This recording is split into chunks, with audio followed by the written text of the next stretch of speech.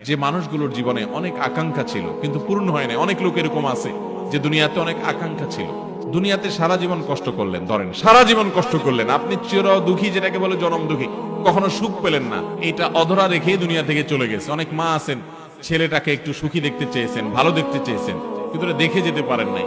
অনেক বাবা আছেন যে তার জীবনে ছেলে মেয়ের মুখে একটু হাসি ফুটাবেন ভালো করে, বিশেষ স্বপ্ন ছিল।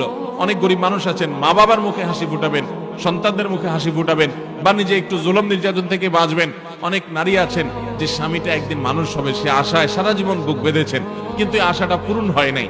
এই অপূরণীয় আশা রেখে দুনিয়া থেকে চলে যেতে হয়। এই মানুষগুলোর সম্পর্কে একটা বিশুদ্ধ সূত্রে বর্ণিত হাদিস শুনেন।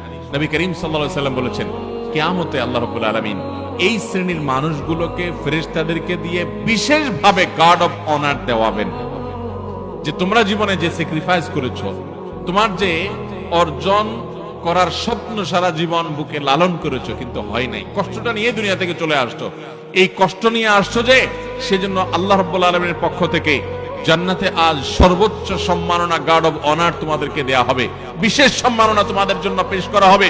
ওই সম্মাননা পাওয়ার পর মনে হবে যে দুনিয়াতে যত কিছু আমার অপূর্ণ ছিল, যত কিছু আমার পূরণ হয়নি, তার সবগুলো পূরণ না হয়েও আমার জন্য ভালো হয়েছে, কারণ আজকের যা অর্জন হয়েছে দুনিয়ার সে অর্জনের তুলনায় এটা অগণিত গুণ ভালো ছিল, শ্রেষ্ঠ ছিল। অতএব এটা আমার চাইতে দুনিয়ার সে অর্জনের চাইতে ভালো। যারা অনেক বেশি কষ্ট করেন দুনিয়াতে, অনেক ব্যথা বেদনা বুকে লালন করে বেড়ান, আপনাদের জন্য আমাদের জন্য এই হাদিস সান্ত্বনা। ভাইরা, দুনিয়াতে কারোর থাকার জায়গা না। যে খুব সুখে আছে, ধরেন কোন নারী, তার স্বামীটা খুব ভালো, তার শ্বশুরবাড়ির লোকজন খুব ভালো, তার কোনো কষ্ট নাই, তার কোনো দুঃখ ব্যথা নাই, অনেক শান্তিতে আছেন, তিনি নেক আমলের মাধ্যমে আল্লাহর প্রিয় পাত্র হয়ে জান্নাতি হতে পারেন। কিন্তু আল্লাহ না করুন এই আল্লাহর বান্দি যদি দুনিয়া থেকে এই নিয়ামত পাওয়ার পর আখিরাতে জান্নাতটা না পায়, দুনিয়ার এই অর্জন তার কাছে কোনো অর্জন হতে পারে না, এটা কোনো ভোগ হতে পারে না। এর বিপরীতে একজন সারা জীবন কষ্ট করেছেন, শেষ নিঃশ্বাসটা ত্যাগ করা পর্যন্ত কষ্ট করতে করতে গেছে, কিন্তু এর বিনিময়ে যদি সে অনন্ত অসীম কালের জান্নাতের এন্ট্রান্সের সার্টিফিকেট পেয়ে যায়, তাহলে তার সকল কষ্টের বিনিময়ে জান্নাত পাওয়াটা তার জন্য উত্তম পাওয়া।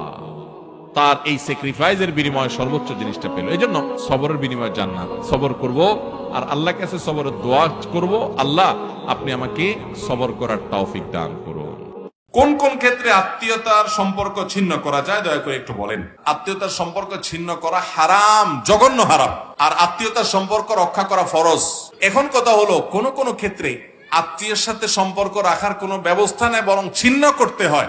তো সেটা কোন সময়গুলো? তার এক নম্বর হলো, ধরেন কখনো আপনার রক্ত সম্পর্কে আত্মীয়, আপন ভাই উল্টাপাল্টা করতেছে, ভুল পথে আছে, আপনি তাকে যদি সংশোধন করেন, তাকে যদি নসিহত করার জন্য অভিমান করেন, সম্পর্ক ছিন্ন করলেন যে আমি এখন কথা বলবো না তোর সাথে, যা তোর সাথে আমার কোনো উঠা বসা নাই, আপনি সময় সীমিত সময়ের জন্য আপনি তাকে অভিমান করে বয়কট করলেন, এটা স্থায়ী বর্জন না।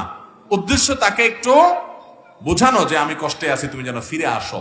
তো এই সুযোগ দেওয়ার জন্য আপনি বয়কট করছেন, এটা জায়েজ আছে। আবার যদি এমন হয় যে আত্মীয়ের সাথে সম্পর্ক রক্ষা করতে গেলে সে আমার ধ্বংস ডেকে আনবে, আমার ক্ষতি করবে, সে আসলে আমার কাছে ঘেঁষতে দিলে সে বিপদ করে, এর ইতিপূর্বে বিভিন্নভাবে প্রমাণিত, তাহলে এখন আত্মরক্ষার জন্য, তার ক্ষতি থেকে বাঁচার জন্য আপনি দূরত্ব বজায় রাখতে পারবেন, কিন্তু বাহির থেকে তার কল্যাণ কামনা করবেন, তার জন্য দোয়া করবেন, তার হেদায়েতের আশা করবেন, এবং নিজে থেকে তার উপকার করার কোনো সুযোগ পাইলে সে চেষ্টা করবেন। কিন্তু কাছে ঘেঁষলে বা সম্পর্ক রাখতে গেলে সে দেখা যায় ব্ল্যাক ম্যাজিক করে, জাদু টুনা করে, আপনার ক্ষতি করে, একটা ভেজাল লাগাই দেয়। এইসব থেকে বাঁচার জন্য আপনি নিজেকে দূরে রাখতে পারবেন, কিন্তু এক্ষেত্রে সাবধান হবেন যে ঠুনকো অজুহাতে যেন আত্মীয়কে বর্জন না করেন। কোনো যোগাযোগ নাই, একদম সম্পর্ক কাট করে ফেলছেন, আপনি হারামে লিপ্ত আছেন। আত্মীয়তার তিনটা ক্লাস আছে ভাই। এক নম্বর ক্লাসের আত্মীয় হলো বাপ, ফুফু, চাচা, দাদা, দাদি, ভাই, বোন, ছেলে, মেয়ে, ভাতিজা, ভাতিজি। দুই নম্বর বা দ্বিতীয় শ্রেণীর আত্মীয় হলো মায়ের দিককার যারা আছেন, মামু, খালু, খালা,